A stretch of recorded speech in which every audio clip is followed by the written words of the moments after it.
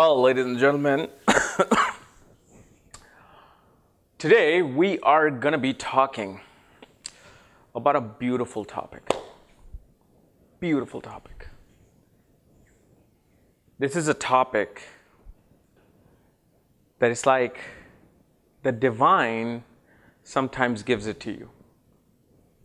And you take it and you just move it forward because the divine wants you to. And I actually knew about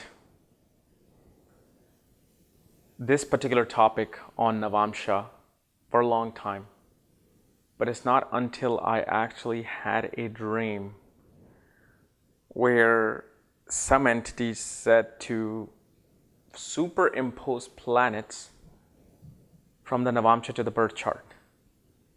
And it was a dream where I'm just like doing this consultation and I'm superimposing these planets. And then when I woke up from that dream, I'm just like, whoa, that felt real. And especially when I started doing this about 4 months ago, some of you think that I am trying to say something to you and maybe asking you things regarding BSB, like one of those snapshot predictions of astrology that I learned from Vedic Astrology, where 12th from Jupiter becomes active at 24 and 4th from Mars becomes active at 32, and then you're thinking I'm doing that, but I wasn't really. I was simply, what I was doing, I was taking your planets of the Navamsa, putting in the birth chart, and then just saying something and asking, is this true, especially with people who are over a certain age. I mean, this is just beautiful thing. And especially like when I went to Sedona, was it last year? Yeah, last year in October when I went to Sedona, the day that I was leaving or the evening, no, actually, yeah, that was the day before I left for home. I was just in the cafeteria having lunch. And this gentleman comes who may actually be watching me on YouTube. He is a follower of mine. He was, I know he was European because of the accent, and he had a very prominent nose that you can see maybe like somebody who may have it like in Russia or Czechoslovakia or something. And we were talking, and then we were discussing about Navamsa. And then he's like, at 36, you should start looking at Navamsa and put those planets in the birth chart. And I'm like, no, yeah, I know about that, especially, when you're trying to find out how successful the planets will be. It's like, it's beautiful. And I think it must have been that conversation with that gentleman that kind of stuck in my subconscious. And after like 3-4 months, I may have had the dream somehow.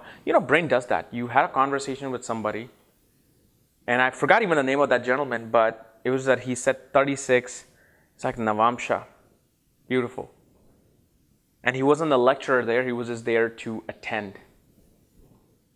So things like these happen, these awkward, weird things where you suddenly find something and then after like 6 months you're finally realizing, oh, why didn't I try that? So today what I'm going to show you is a mix of these certain events that occurred in my life, and then I'm just like, I want to do this. And especially when I started like doing my Navamsa reading, that is when especially some of you must have noticed I would ask you questions. Hey, can you just tell my assistant if this happened and this happened, or if something happened at this age? And what I was doing, I was mixing like BSPs for my own experience, but I was also doing some of the superimposing on your consultation to see exactly what is happening, and beautiful.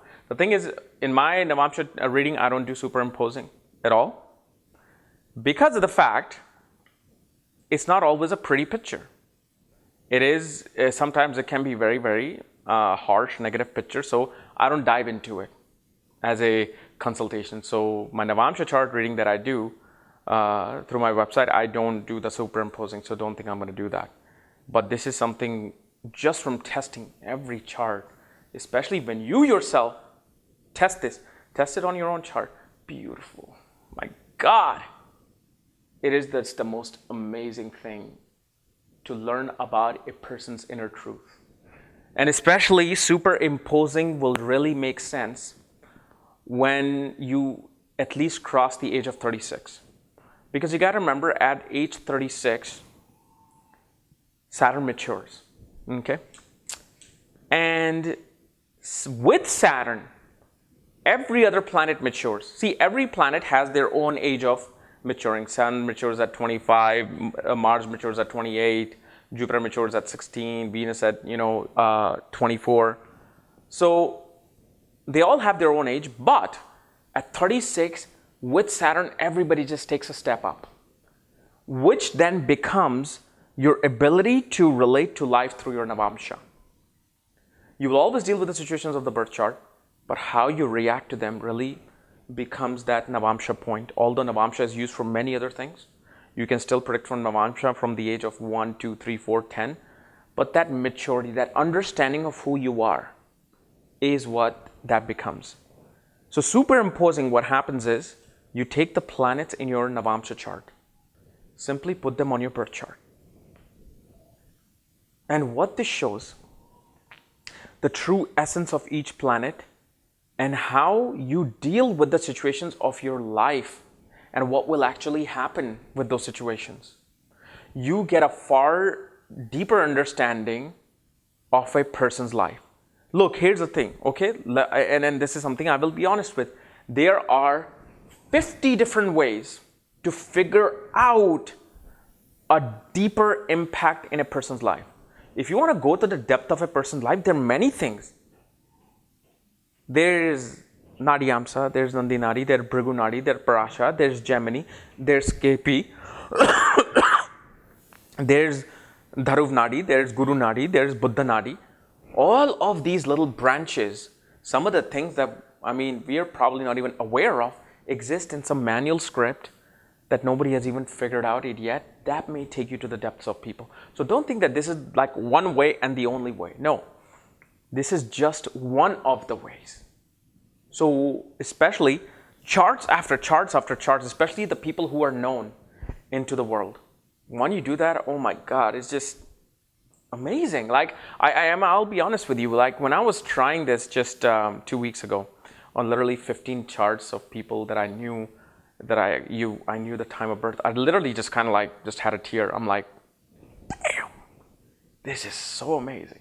So today what I'm going to do is I'm going to share charts of two people who are charts are very well known because they have actually told the world about their charts. And those two people are Ram Das, Sri Ram Das. He's a very, very well known spiritual guru. And obviously the second one would be our main astrologer, Sri K.N. Rao. So what I'm going to take is I'm going to take their birth chart and I'm going to superimpose their Navamsa on their birth chart. And we'll see how that life turns out. And before we get started, if you do not know what your Navamsa positions are, what your birth chart positions are, for that check out the links here. Check out my full astrological report, including my books, Astrology, Conjunction, and Aspects of the Speed of Light, including all my consultations at this link. Obviously, these two people have shown their charts to the world. Everybody knows that. So Ram Das is a very spiritual person, was enlightened through a guru in India. I forgot the name of the guru, but I've known him for a while. His name always comes up. And then the second one is obviously K.N. Rao. K.N. Rao is one of the best astrologers in India, well-known astrologers in India. So his horoscope is no mystery either. So I'm going to use these two horoscopes and superimpose their Navamsa planet in the birth chart. So if you look, their chart, the planets in the black, okay, they are the planets positioned in the Navamsa sitting in the birth chart. So originally, if you look, his Jupiter is in the Ascendant, right, in Gemini. That's his actual birth chart, Jupiter. But then Jupiter goes into the 10th house in Pisces.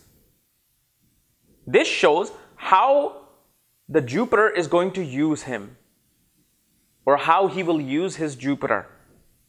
Same thing with his Mercury and Ketu. His Ketu's in the 4th house, Mercury's in the 11th house. His Ketu goes into the 2nd house with Mercury over Mars. So these are superimposed planets. So if you look, okay, Ram Das is a very well-known psychologist, psychiatrist who became like the spiritual sage in India. Okay, so if you superimpose, first of all, we'll take each planet one by one. So Jupiter is in the ascendant in Gemini. Okay, and Jupiter naturally makes him a consultant, counselor, advisor, teacher in life. No matter what he would do as a person, he would always be in a position of being some sort of a scholar and advisor.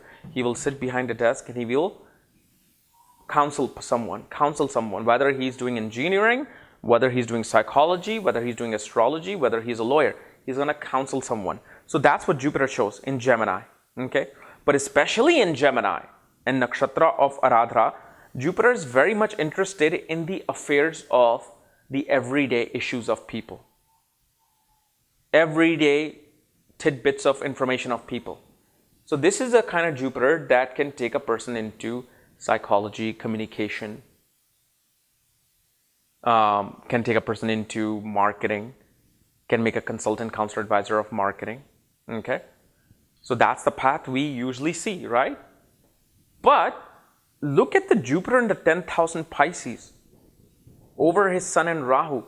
So in a way, his Jupiter is actually being used for more abstract counseling, for more divine counseling, spiritual counseling, astral counseling. That's where this Jupiter is really coming in use in. His innate nature, the Jupiter, growing up was all very curious. I want to learn this. And I want to learn the dharma of what the everyday information is doing. So he's just simply a very curious person growing up. Like, I want to know information. But what kind of information? What kind of information you will go? Sure, you can look at the Navamsa and see where Jupiter is placed and you can make an analysis of that. But just by superimposing, you get a much more accurate part of this Jupiter. So Jupiter is in the 10th house with over Sun and Rahu. So obviously Jupiter shows that he's going to be a counselor and advisor for a more spiritual, abstract, creative career. Somebody who will be more of a transcendental counselor than just a regular psychologist, psychiatrist, which has also influenced his ego, his personality, his self-esteem really comes from when he is in the abstract level, abstract dimension. So that's how you will study Jupiter. If you look at Mars, Mars is in the 2nd house in Cancer, right? And Mars is debilitated, but also Mars is in Parivartan Yoga with Moon. So both have exchanged each other places. So Mars is not going to be hurt. Moon is not going to be hurt by Mars. Mars is not going to be hurt by Moon, because these are two planets who are in each other's house. They're friendly to each other, but most importantly, they're not going to hurt each other. So whatever we think that Moon might be debilitated for, it's not really debilitated. So this Moon obviously makes him very curious about understanding the psychological pattern of people. Always mind is towards dealing with other people's health, illnesses, servicing other people. But Mars in the 2nd house in Cancer really shows that one has a tendency to be separated from their family. Perhaps due to some power struggle. Perhaps due to lack of understanding within the family. But the thing is, his Mars goes into the 4th house in Virgo. And Mars rules the 6th house and the 11th house. So sits in the 4th house. So Mars is actually quite a negative planet for Gemini Ascendant. Because not only it's known as a Trik house lord, meaning the 3rd, 6th and 11th houses are naturally malefic for every chart. So Mars ruling that shows that because Ketu is there, Mars brings the knife and cuts Ketu, meaning he separates him from his comfort zone. Mars will separate the person from his comfort zone, what they really like, what they really admire, what they feel peace with. So it'll separate it from there, which it did because he was separated from homeland, from his United States, Boston, Massachusetts, and went to India on some trip. Okay. Then, if you look at Ketu in the 4th house, okay, so Ketu in the 4th house, and then Ketu goes into the 2nd house in Cancer with Mercury. So superimposement of Ketu is really in the 2nd house with Mercury. Second house is what? Our family, wealth, assets, what we value. It's our speech, it's our food intake. So initially in the fourth house, we think that this person really always kind of retrieves back into their own home to really feel safe. They love to read within the home. They like to have a very spiritual like ambience and sanctuary within the home. But to be honest, this Ketu is going to work itself by first of all, again, making a person separate from their comfort zone. Their value system will be completely demolished. The value system is not going to be about valuing money and assets. It's going to be about emotionally connecting to the spiritual things in life. And especially he's going to be using his voice, which is the second house, and Mercury, who's sitting with Ketu, to earn its money, to earn its wealth. So he became what? A spiritual counselor who used his voice in a spiritual manner to find its comfort. So Ketu's comfort is not in the fourth house actually. Ketu's comfort is coming from the second house. Whenever he speaks, values spiritual knowledge, that's where Ketu is. Okay? Then let's look at Moon. Moon is Vargottama. He has 3 Vargottama planets. Moon is in the same sign in the birth and Navamsa chart. Forget the house placement of the moon in Navamsa. That's a different story. But Moon here shows that his mind is very strongly dedicated towards servicing other people, healing other people, understanding the deeper psychological level of human beings and people itself. Because Moon is people, Moon is the light, the life. So shows he has a very strong Moon. This Moon is not debilitated. This Moon is about, I want to know about your problems so I can go deep into it and perhaps solve it. So becomes a very strong Moon. Saturn is the same way. Saturn is Vargottama in the birth and Navamsa chart. Saturn shows what? Our duty, commitment, discipline, organization, structure.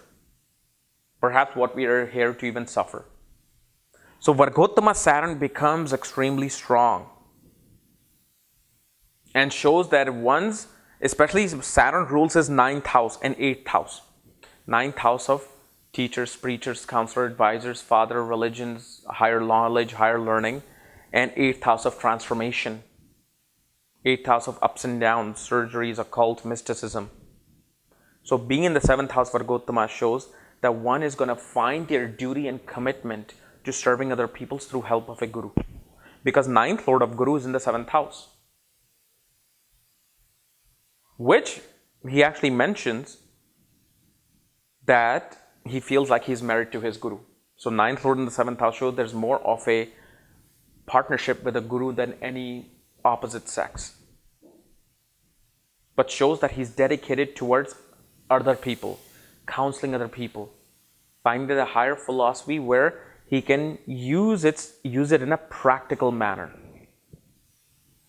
And Saturn, as you know, shows us our boundary. So boundary becomes towards having or not having relationships. I actually honestly don't know if he's married or not. But especially with the Saturn office, he shows clearly that the one will get married late. Then you look at the position of Venus. Venus is Vargottama. Okay? Venus is in the 9th house in Aquarius in the birth chart, but also in the Aquarius in the Navamsa becomes Vargotta, becomes extremely strong Venus. So shows that Venus being passion, what makes us feel luxurious, our ability to create relationships with people, our ability to express ourselves creatively will happen for him by attaining higher education, higher learning, traveling to distant places, learning about different cultures, different ethnic backgrounds, and finding a very eccentric relationships with a guru. Because Aquarius is a very eccentric sign. Venus here shows no matter what relationship is, whether it's a spouse, whether it's a guru, teacher, father, there'll be this eccentric connection with them. Just a very unusual connection with them. So he actually had a very, very abstract, unusual connection with his guru, with his teacher. But shows his 5th lord being in the 9th house, his true education will come through going to a distant land and attaining the higher philosophical education. Aquarius, remember, okay? Aquarius is more of a philosophical spiritual sign than even Pisces. Why? Think about it. Why is Aquarius far more spiritual, far more intellect, abstract, philosophical than even Pisces? The concept of bhavad bhavam must be used. Pisces is a 12th sign, right? What is the bhavad bhavam of Pisces? 12th from 12th becomes the sign of Aquarius. This is why Aquarius is the highest. Okay. Then you look at Sun and Rahu. Sun and Rahu are in the 10th house in Pisces. So obviously shows, especially Sun, Rahu both being in a nakshatra of Revati. See, Revati is the deepest water of spirituality. The Revati also represents arts, media, creativity, dancing, writing, sculpting, anything which is creative, transcendental. So obviously shows his personality from the beginning was very much towards, I just want to understand the world in a very abstract way. I want to be creative, I want to write. But at the same time, Sun being in the 10th house with dispositor of Sun being in the Ascendant creates a very strong yoga towards having a very successful career. But, look at his Sun and Rahu. They are performing their duties by being in the 8th house. His career will go through a major transformation at one point in his life. And his career surroundings will not be of Pisces, will be of the 8th house Capricorn, where he will find his status, structure, organization by attaining the secrets of this world, by attaining occultic knowledge, mystical knowledge.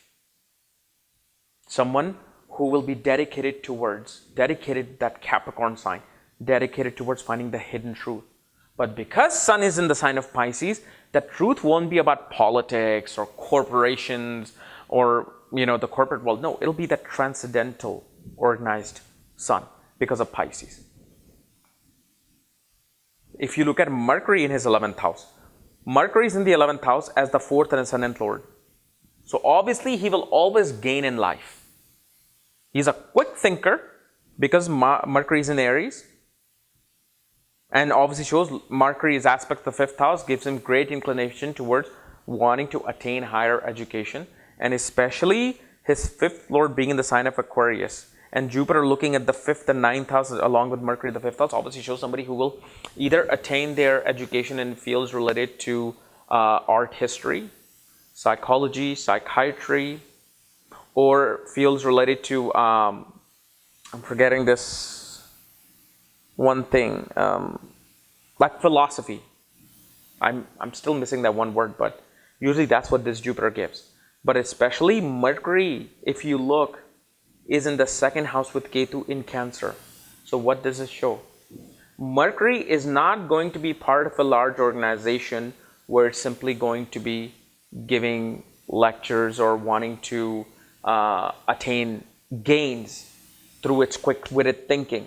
Because in Aries, Mercury thinks originally, or not, I shouldn't say originally, but initially, Mercury will have him be emotionally connected to spiritual knowledge through which he's going to talk, to earn money, and to feed himself. And because of the fact Mercury, Ketu are in the Sattvic sign of Cancer, that needingness to eat meat will go away. I'm pretty sure he must have ate meat early on in his life.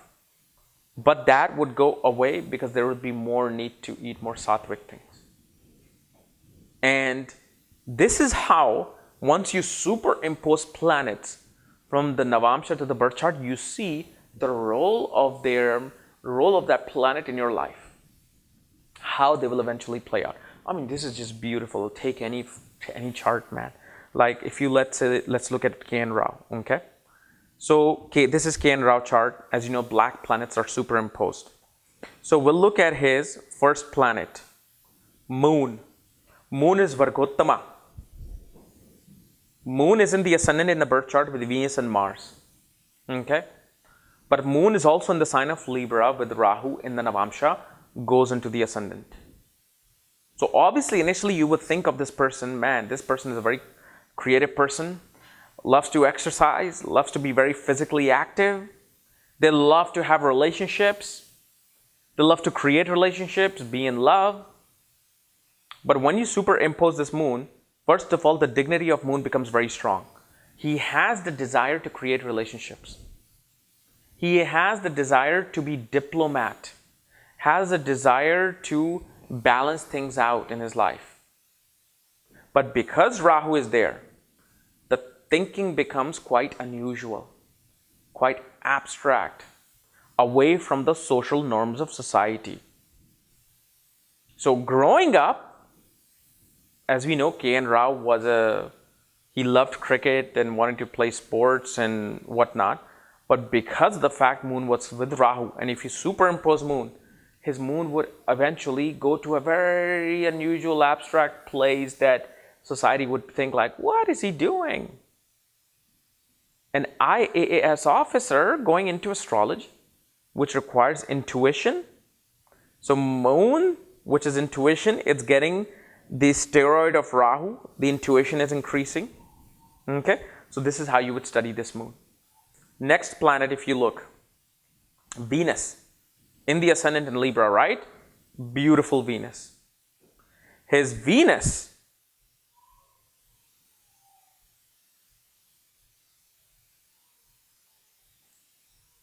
is in the second house with Saturn in the sign of Scorpio. So Venus, initially we think growing up, he would be very much into his physical self, physical body, making his body, in a very good shape.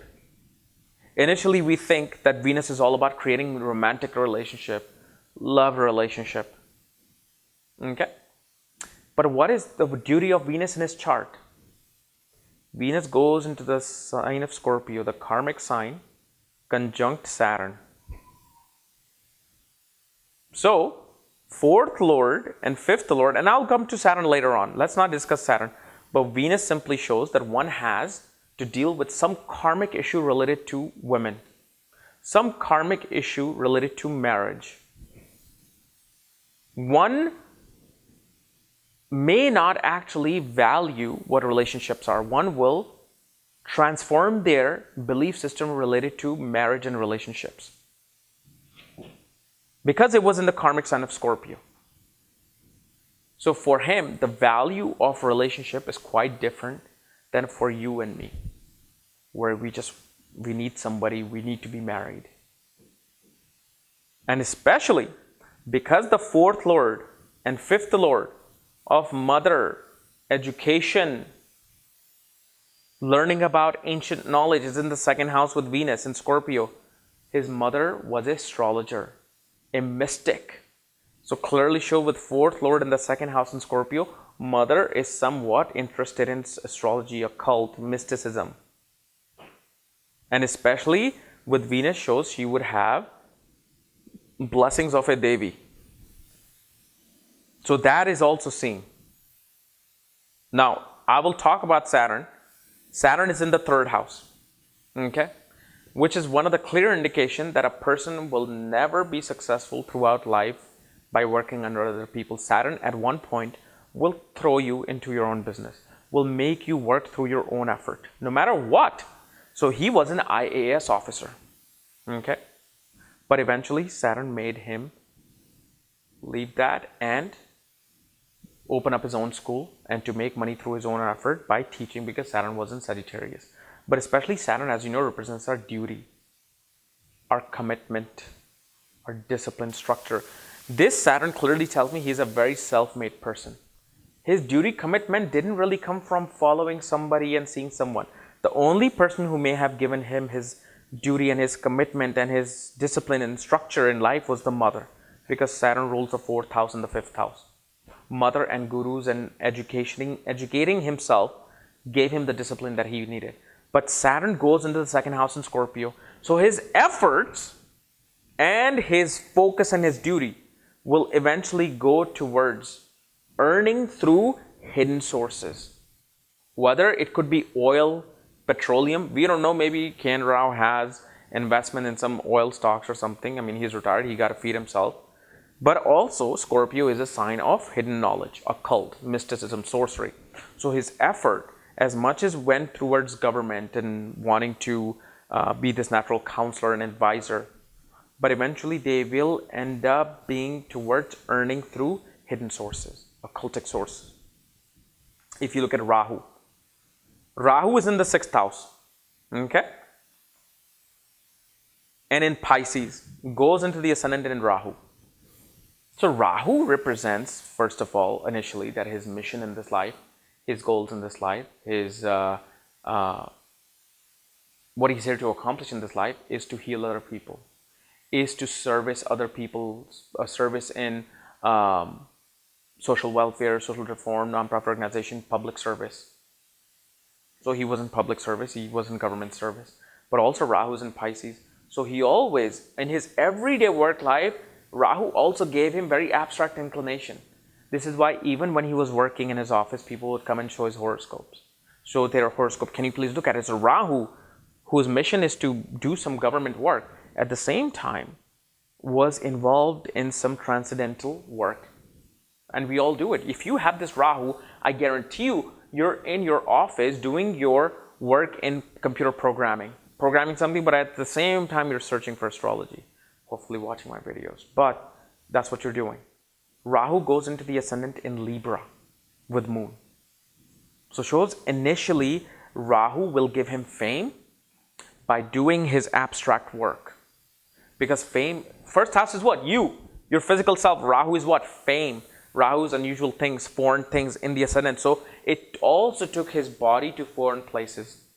So think of his Rahu being in the ascendant, which shows he becomes very worldly.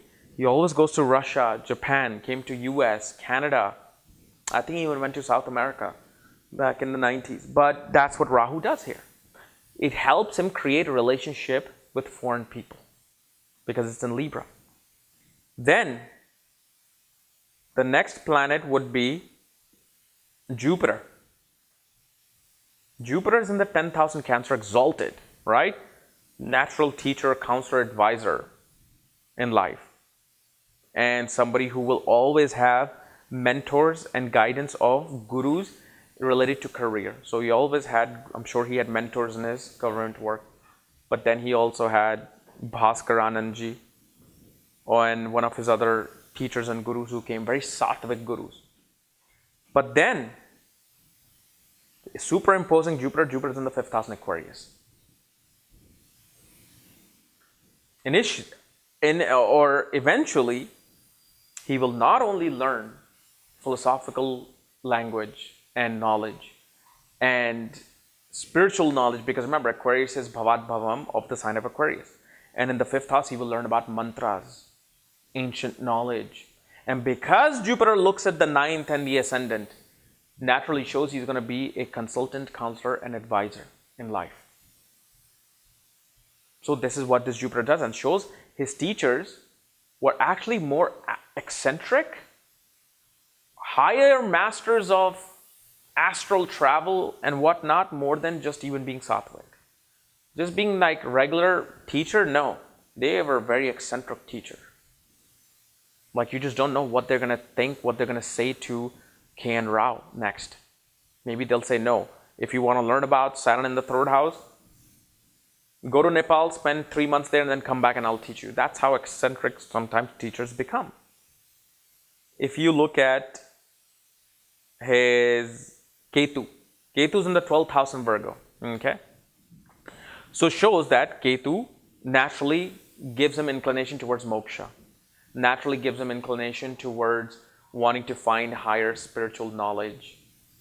Becoming very good with calculating things, because Ketu is conjunct Mercury, the logical planet who's exalted. And I'll come back to Mercury. But Ketu's duty is more towards the 7th house than his 12th house.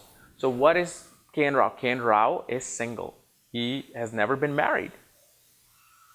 And so this clearly shows Ketu in the 7th house, that this person's Ketu's job is not just to give him that transcendental spiritual knowledge and guru, but its job is to actually separate him from the material institution of marriage. And also, if you notice, the reason why he's also single, because of Muni Yoga.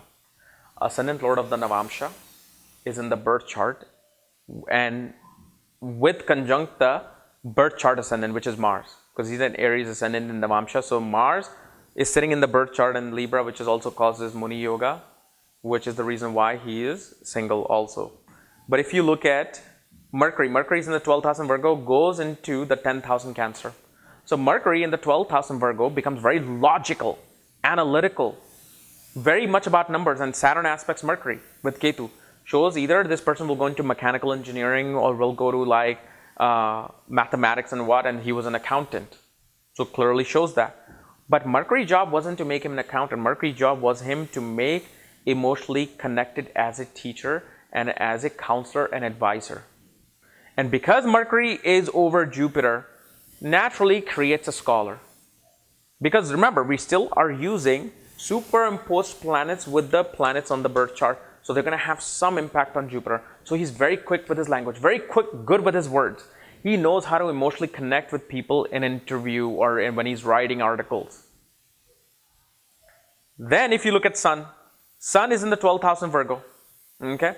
12th house Sun can show somebody. This is a Marna Karka position of the Sun. Meaning, king goes to die. Sun goes to die in the 12th house. Meaning somebody who might lose their reputation, somebody who will go to foreign lands, foreign places, somebody who will simply work behind the scenes and do a lot of analytical work, which he did. But Sun's duty was in the 11th house in Leo. 11th house is what? Gain of authority. Sun is what? Government. So his son actually wanted him to gain authoritative position in a large organization and in a government. So, which he did. He was an IAS officer, but also he's the head of Bharati Vidya Bhavan School of Astrology. And that is his authoritativeness into this world. And this is how, ladies and gentlemen, you study a superimposing of Navamsa. I mean, I actually wanted to do 6-7 charts, but I knew just by 2 charts, I'm sure I must have taken up at least 25-30 minutes. And so it's going to be very hard. But this is just beautiful. And hopefully you got somewhat of a good knowledge with this. And as always, if you do not know where your planets are placed in Navamsa and what your other planet placements are, so you can superimpose your planets, for that, check out the links here. Check out my full astrological report, including my books, Astrology, Conjunction, and Aspects of the Speed of Light, including all my consultations at this link. Otherwise, we'll see you on Monday. Bye-bye.